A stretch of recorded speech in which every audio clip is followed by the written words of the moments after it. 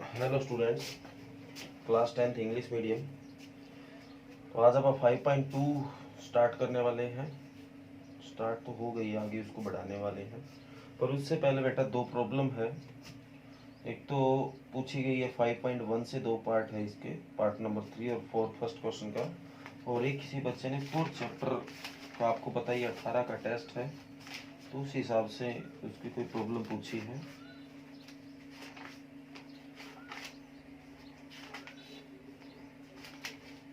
वो है 4.1 का सेकंड का फोर्थ पार्ट। तो बेटा ध्यान से देखो, एक्सरसाइज पहले 5.1 करते हैं, उसके बाद आप आगे बढ़ेंगे। पहले एक्सरसाइज 5.1 का क्वेश्चन है, फर्स्ट का third part and fourth part, और इसी तरह एक 4.1 का है,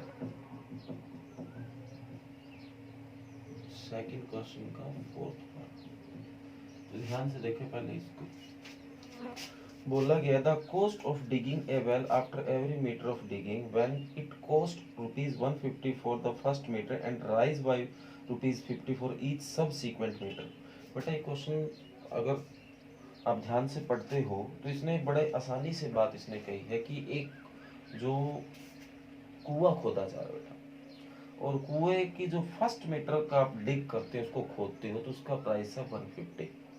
और जैसे जैसे आप उसको आगे बढ़ते हो, दूसरे मीटर में उसमें 50 प्लस हो जाएगा, सब सीक्वेंट मतलब उसके साथ जो भी है, तीसरे मीटर में फिर प्लस 50 प्लस हो जाएगा, फिर चौथे मीटर में 50 प्लस हो जाएगा। इस तरीके से हमें देखना है। तो क्या लिखेंगे, third part, the cost of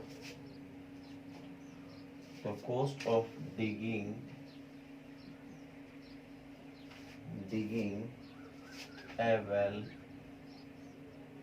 the cost of first kilometer आना चाहिए, the cost of first kilometer when digging a well, cost of first kilometer, first meter when digging a well, जब आप कुआं खोदते हैं तो उसकी कॉस्ट है 150 रुपीज। इसी तरह आगे बोला सेकंड मीटर पे जो है वो 50 प्लस हो जाएगी, तो 150 तो था ही, 50 और प्लस हो गया, क्या आ गया 200। इसी तरह जो थर्ड मीटर है उसके ऊपर 200 प्लस 50, वो आ गया 250। इस तरह डैश चलता जाएगा, तीन बहुत होते हैं। तो let this term, upon terms को लेते हैं बेटा। तो पहली है 150, दूसरी है 200 और तीसरी है 250 टेस्टेड है। तो हमें ये चेक करना है कि ये एपी है या नहीं। तो एपी में आपको पता D1, इसमें से इसको माइनस करेंगे तो 50 आएगा, और इसमें से इसको माइनस करेंगे तो 50 आएगा, तो D1 is equal to D2 हो जाएगा, तो ये एपी होगा। ओके बेटा, तो ये नॉर्मल सा है। जो D1 होगा वो A2 माइनस A1 होगा, 200 माइनस 150 जो कि 50 आ जाएगा। इसी तरह जो D2 है वो A3 माइनस A2 होगा, जो कि 250 माइनस 200 आ जाएगा 50। तो D1 is equal to D2 and this result is a AP। तो ये जो भी आपका रिजल्ट है वो क्या होगा, AP होगा। इसके बाद बेटा फोर्थ पार्ट देखिए आप।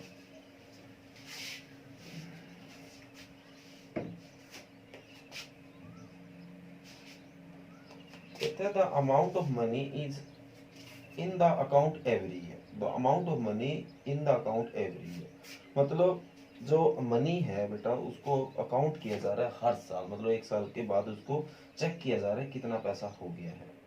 when ₹10,000 deposit eight compound interest eight 8% पर एनुअल, जब 10,000 रुपये आप जमा करवाते हो, कंपाउंड इंटरेस्ट पे करवाते हो, चक्रवृद्धि ब्याज पे करवाते हो, और 8% आपकी जो पर ईयर जो है वो अगर रेट रहे तो अपन निकाल लेते हैं। जो आपका प्रिंसिपल है वो आपका है 10,000, ठीक है। तो द मनी और रेट जो है वो आपकी 8% एनुअल, ठीक है बेटा। डबल एन होता है, ठीक है। एन तो कंपाउंड इंटरेस्ट आफ्टर 1 ईयर, तो 1 साल के बाद जो कंपाउंड इंटरेस्ट होगा वो निकाल लेते हैं। निकालने का फार्मूला आप जानते होंगे, P into 1+R/100 power of time, ये उसका निकालने का फार्मूला है। तो P आपका है 10,000, ओके बेटा, मल्टी 1+R है आपकी 8/100, और टाइम 1 साल ही है क्योंकि 1 साल के बाद ही निकाल देता हूँ। इसको सोलो करो तो 10,000, एलसीएम लेंगे, ये तो पावर 1 है आपको पता है, तो 10 100 और 108 बटा 100, पावर 1 कितना है वो उसकी टेंशन नहीं है। तो 2 जीरो से 2 जीरो कट तो सीधी मल्टी होगी, 108 के पीछे 2 जीरो। ये बेटा मतलब 1 साल के एंड होने के बाद कंपाउंड इंटरेस्ट निकल गया। अब कंपाउंड इंटरेस्ट निकाल लो आफ्टर 2 ईयर, 2 साल के खत्म होने के बाद। तो अब 1 साल का तो अपन हिसाब कर दिया, अब जो ब्याज लगेगा वो इस पैसे पे लगेगा। तो अब आपका प्रिंसिपल 10,800 मल्टी रेट वगैरह वही पड़ी है, रेट 80 पड़ी है अपॉन 100, पावर अब भी 1 रहेगा क्योंकि वो पहले वाला हमने हिसाब कर दिया है। अब मान लो आप किसी को ब्याज देना था, व्यापार ने किसी से 10,000 रुपए लिए, 1 साल बाद उसके 10,800 हुए। अब पीछे का हिसाब न की होगा, ब्याज 10,800 पे होगा, तो टाइम पिछला थोड़ी जोड़ेंगे, उसका तो पैसा इधर आ गया। तो मतलब कहीं ये ना हो कि उसका पैसा भी ले और 2 साल का डबल भी कर दे, तो ज्यादा गलत हो जाएगा। जब वो रिजल्ट, हाँ अगर यहाँ 10,000 आता तो बात अलग थी, तो जो पैसा ये यूज कर रहे हैं तो इसी तरह करना है। तो आगे वही तरीका, 10,800 और ये फिर 108/100 आएगा, 2 जीरो से 2 जीरो कटेगा, मल्टीप्लाई आपको करनी आती है, शायद 11,664 ऐसा कुछ आएगा, बाकी चेक कर लेना मल्टीप्लाई। तो पहले मैंने बताया था 3 टर्म बहुत होती है, लेट दिस टर्म। तो पहली है 10,000, दूसरी है 10,800, तीसरी है 11,664 कैश चेक। तो आपका जो D1 होगा A2 माइनस A1, 10,800 माइनस 10,000 क्या आ जाएगा बेटा, 800 आ गया। इसी तरह D2 निकालो, A3 माइनस A2, तो 11,664 माइनस 10,800, सीधा सा हिसाब है, और बच गया 6 बचेगा, यहाँ 16 में से 8 जाएगा, 8 बचेगा, यहाँ 10 में से 10 गया 0, तो ये आ गया 864। ये कितना था, 800। क्या आपको इक्वल नजर आ रहा है? बिल्कुल नहीं। तो D1 is not equal to D2, तो ये AP नहीं है। तो ये बेटा आपका 4th पार्ट था 5.1 का। अब बेटा चैप्टर नंबर 4 से एक क्वेश्चन पूछा गया, सेकंड का 4th पार्ट, तो वो देखिए।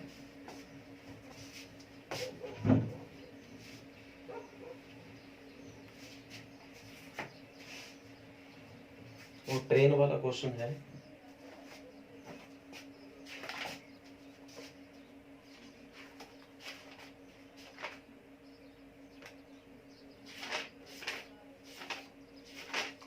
ऐसा बोला बेटा, कहता है a train travel a distance of 480 kilometre at a uniform speed. एक ट्रेन है बेटा जो कि 480 किलोमीटर जा रही है कोई अपनी नेचुरल स्पीड से, जो उसकी नॉर्मल चलती है।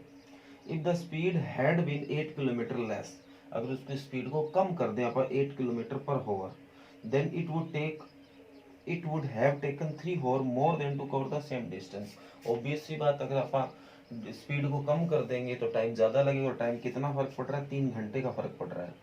तो we need to find the speed of train, और हमें इस ट्रेन की स्पीड को निकाल के लाना है।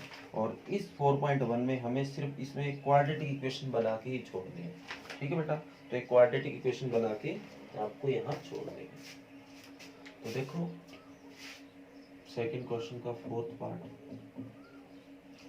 तो इसने बोला है बेटा कि आप टोटल डिस्टेंस देखते हैं पहले, तो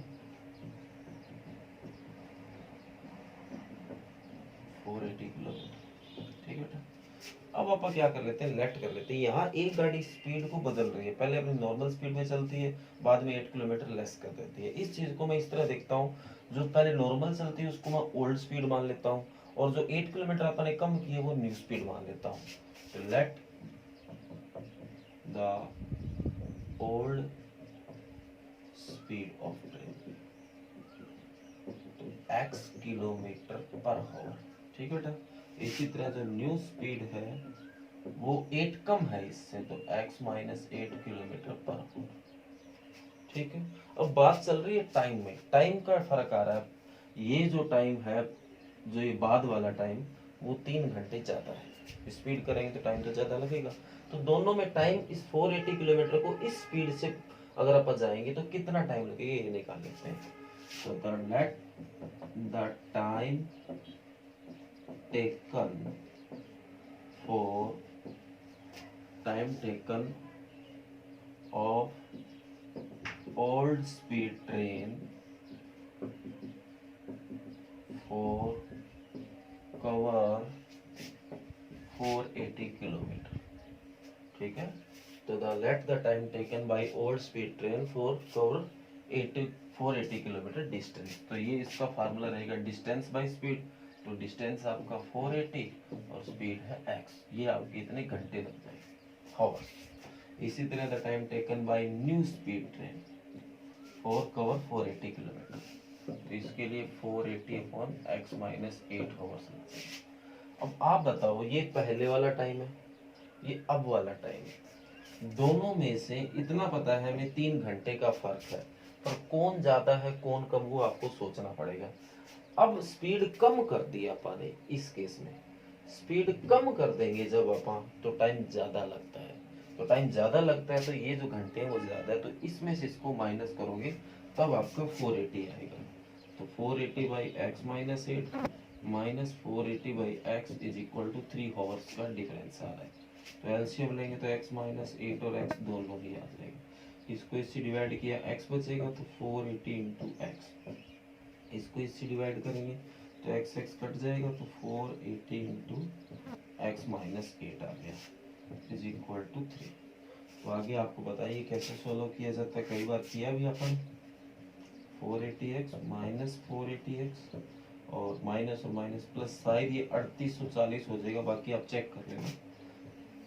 इससे multi x square minus 8x is equal to 3, इससे कट हो गया तो क्रॉस मल्टी करेंगे, तो 3 से मल्टी करेंगे 3x square minus 24x is equal to this.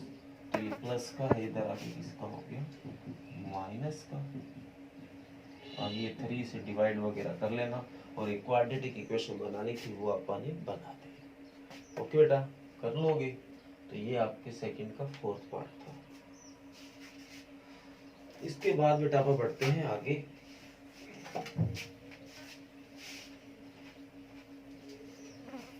Exercise number 5.2 पे, जहां से अपन कल वर्क रोका था।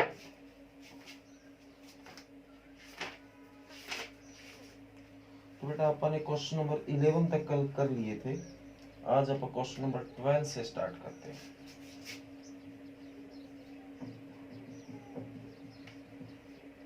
एक्सरसाइज 5.2 बोला गया, 2 AP have the same common difference. 2 AP बेटा, और उनमें जो कॉमन डिफरेंस है D है वो सेम है। The difference between their 100th term is 100। और उन पहली AP की 100 टर्म निकालो, दूसरी की भी 100 टर्म निकालो, दोनों का जो डिफरेंस है वो 100 है। आगे बोला what is the difference between their 1000 term. अगर आप उनकी 1000वीं टर्म निकालने चाहे तो उनमें क्या डिफरेंस होगा।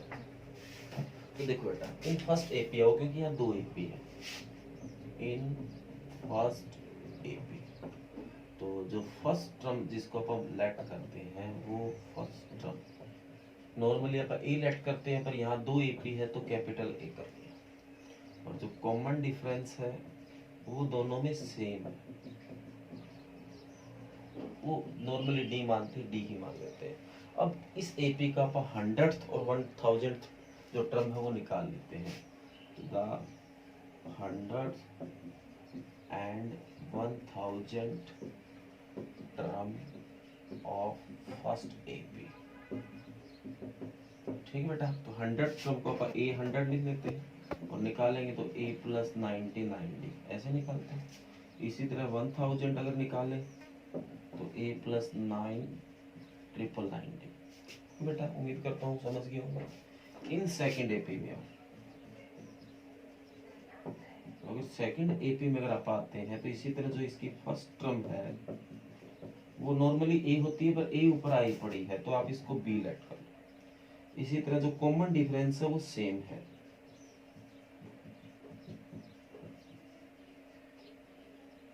कॉमन डिफरेंस ई एन उसको डी, तो इसके भी the 100th and 1000 term of second AP. तो अगर इसको A100 लिखा था इसको B100 लिख लेता हूँ तो ये होगा B प्लस 90 90 और 1000 तो B1000 B plus triple 90। Okay बेटा, इसके बाद गिवन है हमें, given that the difference between their 100th term is 100। ये गिवन है बेटा कि इनके 100वीं टर्म का जो डिफरेंस है वो 100 है। तो पहली की जो 100वीं टर्म होगी उसको A1000 लिखेंगे, माइनस दूसरी की है उसको B1000 सॉरी 100, वो आपको कितना दे रखा है 100। अगर मैं इसकी वैल्यू निकालूंगा तो A प्लस 90 90 आएगा। इसी तरह अगर इसकी वैल्यू निकालूं तो B plus 90 90 is equal to 100। थोड़ा सोल्व किया तो A प्लस 90 90 माइनस खोला तो माइनस B और माइनस 90 90 इज इक्वल टू 100। 99 से 99 कट तो A minus B is equal to क्या आ गया 100। तो ये A माइनस B की कोई वैल्यू आ गई, पर हमें जो निकालना है वो इनकी 1000 टर्म के बीच में डिफरेंस निकालना है। तो now we want to find, हमें जो निकालना है वो A1000 माइनस B1000 इनके बीच का डिफरेंस निकालना है। तो A1000 की वैल्यू है A प्लस 999। इसी तरह B1000 की B प्लस कैपिटल ए नहीं है, स्मॉल कैपिटल ए है, B प्लस 999। तो ये A plus 999D minus B और माइनस 999D। तो 999D से 999D का क्या बचा A माइनस B। अब हमें तो A माइनस B थोड़ी चाहिए, पर ऊपर देखो A माइनस B की वैल्यू है आपके पास, A माइनस B की क्या वैल्यू है 100। तो इसका आंसर भी क्या आ गया 100। तो इनके बीच का डिफरेंस भी क्या होगा 100 होगा। तो ये बेटा क्वेश्चन नंबर 12 है। उम्मीद करता हूँ कि आपको अच्छा समझ आया है।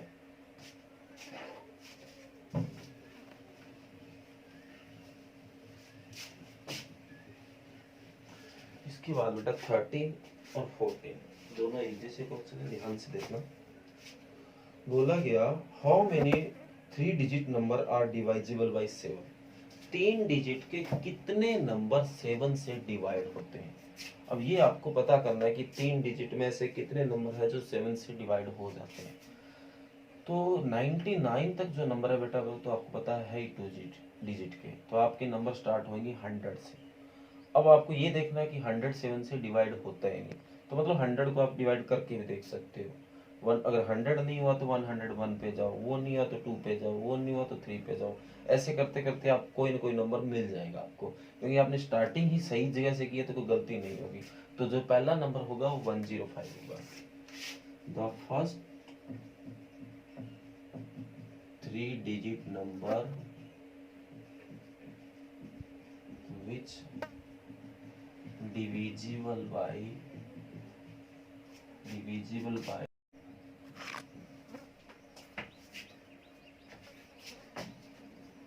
बेटा अभी मेरी वीडियो डिस्कनेक्ट हो गई थी। तो क्वेश्चन नंबर 13 आप कर रहे थे, बीच में रह गया था ये क्वेश्चन। 13 में देखो क्या बोला गया है।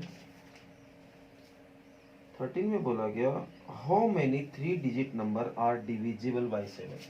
3 डिजिट के ऐसे कितने नंबर है जो कि 7 से डिवाइड होते हैं। तो देखो बेटा, तो the first 3 digit number which divisible by या डिवाइड बाय 7। तो बेटा 99 तक तो टेंशन लेने की जरूरत ही नहीं, क्योंकि वो तो है ही 2 डिजिट के। तो आगे 100 100 नहीं होगा, 101 नहीं होगा, सीधा पहला नंबर 105 आएगा। जो दूसरा नंबर है इसके बाद अपन निकालना है सेकंड, वो होगा 112, इसमें 7 प्लस कर देना। इसके बाद जो थर्ड होगा वो होगा 119, तो डैश है डैश। इसके बाद अपन लास्ट नंबर भी यहाँ निकाल सकते हैं, क्योंकि इसने कह दिया कि 3 डिजिट के ही निकालने। तो 1000 के आगे तो 4 डिजिट स्टार्ट हो जाएंगे 1000 से, तो 999 नहीं होगा, करते करते 994 होगा, जो कि 7 से डिवाइड। आप ये चेक कर सकते हो, इतनी कोई बड़ी बात नहीं है। तो लेट दीज टर्म्स, तो पहली है 105, दूसरी है 112, तीसरी है 119, डैश डैश 994। तो जो ए की वैल्यू 105 आ गई, बी की वैल्यू है 112 माइनस 105 आ गई, तो ये आपकी बन जाएगी, डी बन गया 7 और एन आ गई। तो आगे एन वाला फार्मूला आप जानते ही, तो ए प्लस एन माइनस 1 डी। तो एन कीजिए 994, ए कीजिए 105, एन माइनस 1 डी की वैल्यू 7। ए प्लस का 105 इधर आके माइनस का 105, तो एन माइनस 1 इंटू 7। तो ये आपका आ जाएगा 889 is equal to n minus 1 multi 7। तो 7 मल्टी में इधर आके इसकी डिवाइड हो, तो इसको डिवाइड करोगे 127 पे पूरा पूरा कट हो जाएगा, और माइनस का 1 इधर आके प्लस का, तो n इज इक्वल टू क्या आ जाएगा 128। मतलब 128 ऐसे नंबर है जो 3 डिजिट में हो और 7 से डिवाइड होते हैं। तो ये बेटा क्वेश्चन नंबर 13 है। इसके बाद बेटा क्वेश्चन नंबर 14 हूबहू इसके जैसा ही है। How many multiple of 4 lie between 10 and 250। ऐसे कितने मल्टीपल है बेटा जो 4 के मल्टीपल और 10 और 250 के बीच में। बेटा 4 का मल्टीपल या 4 का डिविजिबल एक ही बात होती है, कहीं आप इनको अलग ना मान लेना। तो 10 और 250 के बीच में बताने, तो पहला नंबर हो जाएगा, इधर चेंज कर लेना आप, तो पहला हो जाएगा 12, दूसरा हो जाएगा 16, आगे हो जाएगा 120 सीधा 20, और लास्ट हो जाएगा 248। और आगे कैसे होता है आप जानते हो।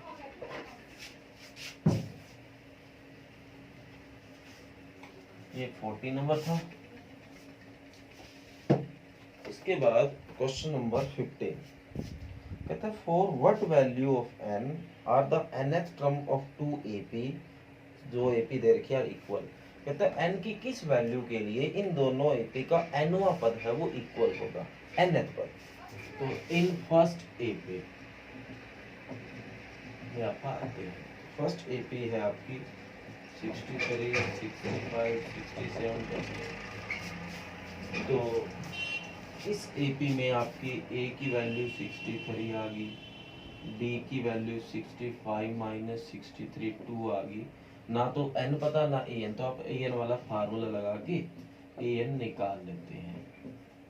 तो an तो पता ही नहीं है, तो A की वैल्यू 63, n भी नहीं पता, D की वैल्यू 2, तो an is equal to 63 plus 2n minus 2, तो an इज इक्वल टू 63 में से 2 जाएगा 61 प्लस 2n। ओके बेटा, इसी तरीके से अपन दूसरी एपी में आते हैं, इन सेकंड एपी।